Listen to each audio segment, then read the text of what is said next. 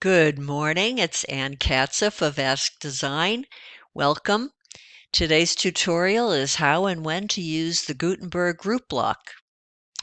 After I became comfortable with Gutenberg, which is the WordPress editor, I started looking for ways to take my skills to the next level. The Gutenberg Group block is a powerful tool for placing several blocks together in a single container.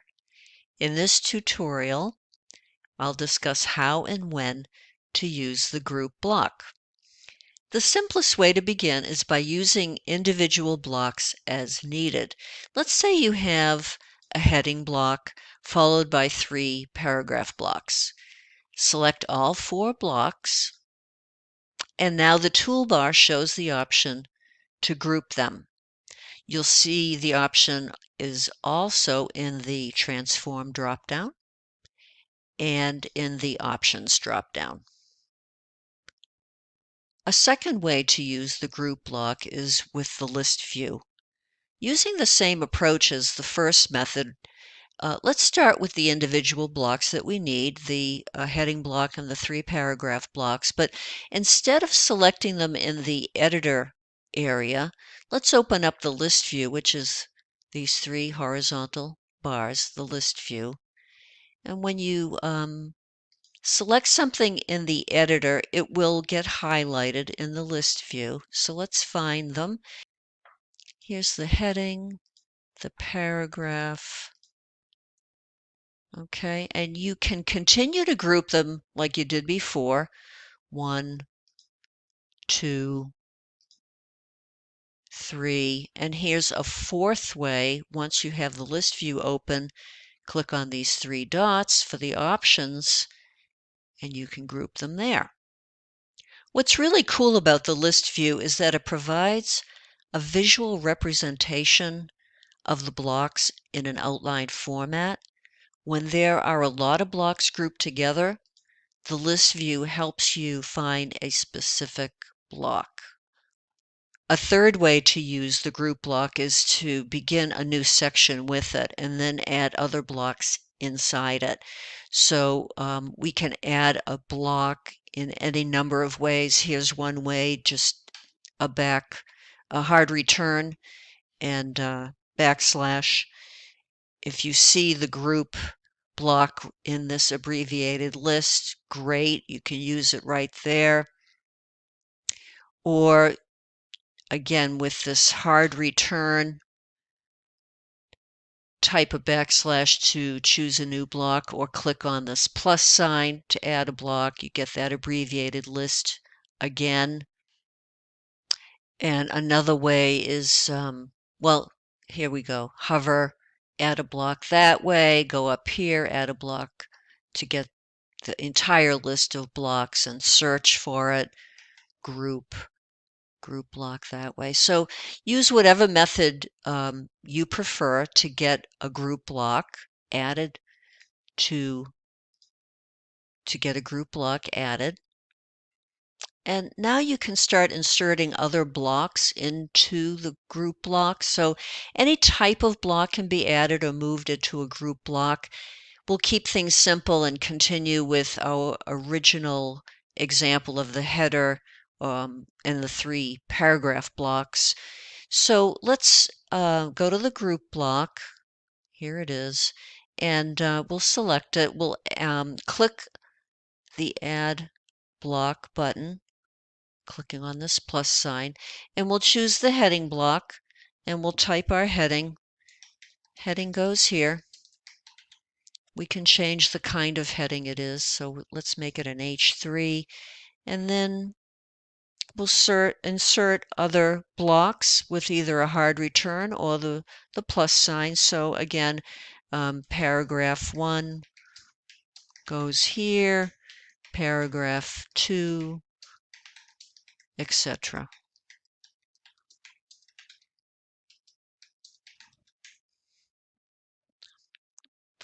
Method number 2 is to select and copy the blocks that you want and then paste them into the group block. And I really like this method. Let me take you through it. We'll first create a new group block. We'll leave it empty for the moment. Now let's select the blocks that we want to paste into it. Select them either in the editor area or the list view. Go to the 3-dot options and copy the blocks. Puts it in your invisible clipboard. And now we go back to the group block and we'll add a paragraph block and then just paste it in.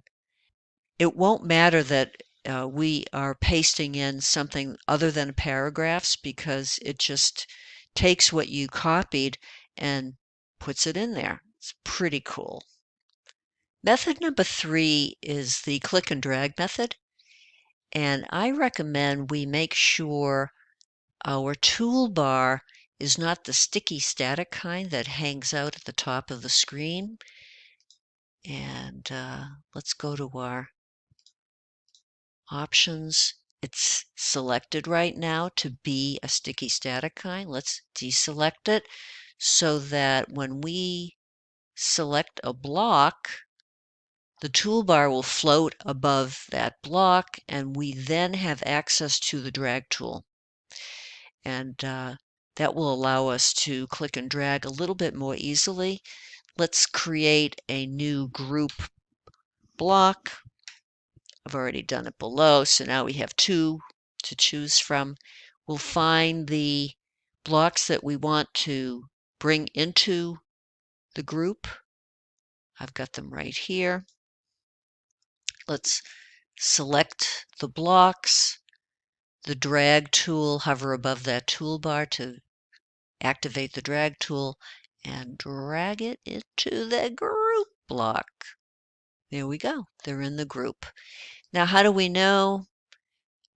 In the sidebar, it's indicating that I'm in a group, but also our trusty list view will also show that they're in a group. Moving blocks can be done in a variety of ways. We've just seen the click and drag method, but the simple moving of a block is to select it and use the moving handles up or down. It takes you up or down one block at a time. So if we wanted that underneath the paragraph or above the paragraph, it's useful for that. But the limitation is that you can't use the moving handles to move into a block or take it out of a block. Just an FYI. You can add blocks before or after the group set too. Just be sure you've selected the group block. In the editor section, you want to check out the sidebar and make sure you've got the group selected. And then the 3 option dots are really the best way to do it. You can insert before or after. You could go to the list view. Let's find out where we are. We're in this group. Those 3 dots again, insert before or after. There are other ways, so just continue to explore and see which way you prefer. Now we'll talk about when to use the group block. There are many advantages, as you can imagine, to grouping 2 or more blocks, but here are my top 4. The first, easily move the group to a new position on a page or a post. Number 2, apply styles to the entire group, for example, background color.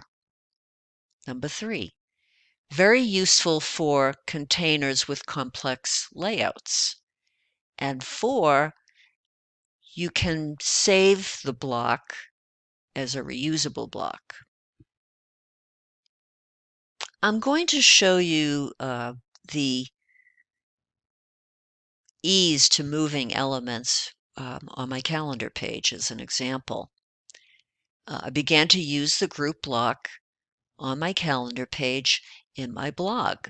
The listings were starting to become unwieldy, so I decided to start grouping the blocks for easier duplication and repositioning. So let me illustrate in the list view what things look like before and after the grouping. Here's my calendar. Let's go to the list view. I'm going to select upcoming events. Now let's do the usual pattern is that I have a title, the date, a little subtitle, and an image. That's generally what I do. So I've selected all of them and I'm going to group them. Easy. And now if I want to duplicate it, I can do that and easily move it, either in my editor or click and dragging in the list view.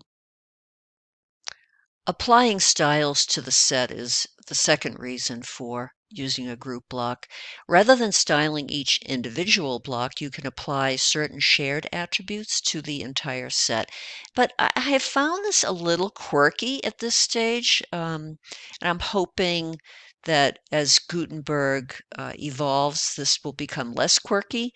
To overcome this quirkiness, I use and I recommend that you use the Cadence plugin.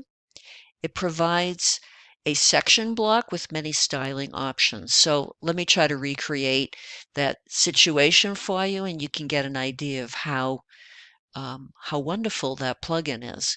We'll have some common attributes in the block. We'll have a background color of yellow, the text color of purple, and the heading color of blue. In this first section, I'm showing how these are individual blocks styled individually. And you get sort of unpredictable results. It depends on your theme. I found that sometimes custom styles override the Gutenberg groupings, and it can get confusing. So on the front end, this is what that section looks like right here. You get this funny space in between the blocks. So now I've put everything inside a group. Let me show you in the list view what that group looks like right here. And again, using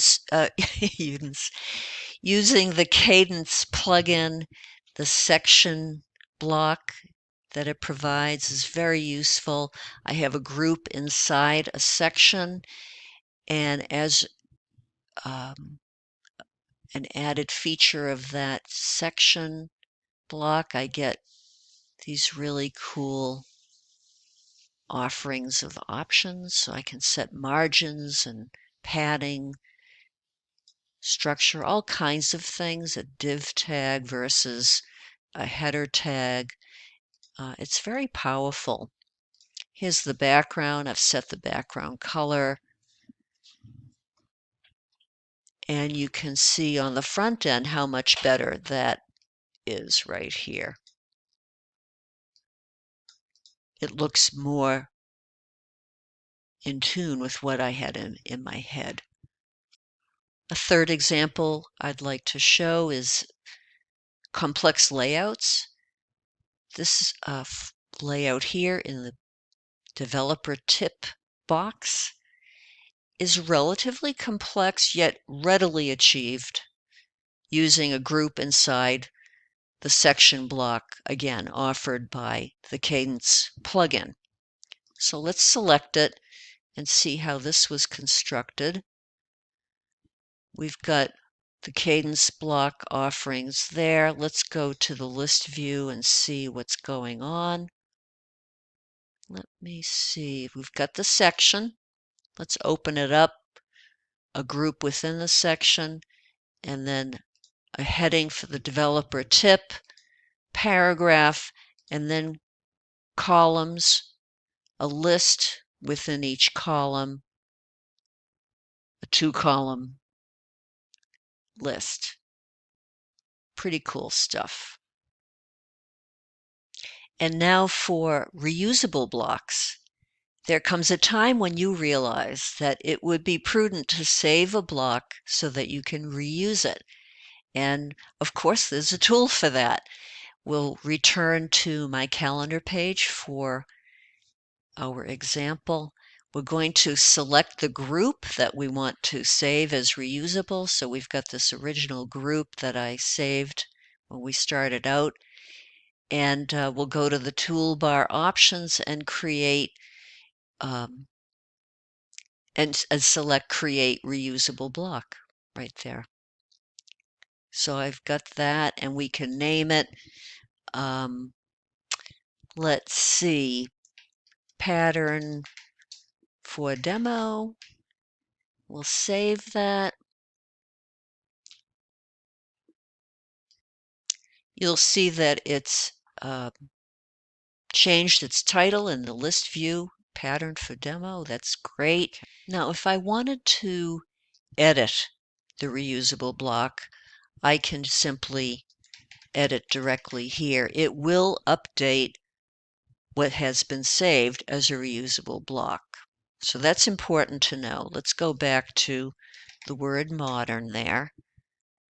I am going to reuse that reusable block above this paragraph. So I'll select that block, insert before, click on the plus, add block tool, go to the reusable tab.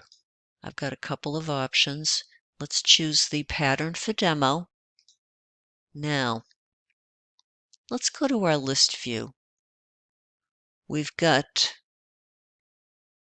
the pattern for demo here, the pattern for demo there. We want to update the second one and leave the first one alone, leave what's saved alone. So this is selected. Now, go to our options and convert to regular blocks. Now, we can change to our heart's content what we want without affecting the saved reusable block.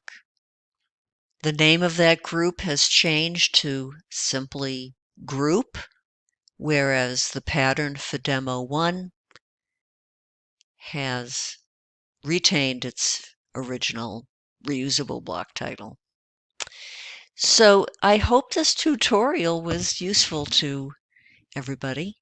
If you have any questions or comments, please drop them into the chat area in the comments below. And thank you for your time. Take care.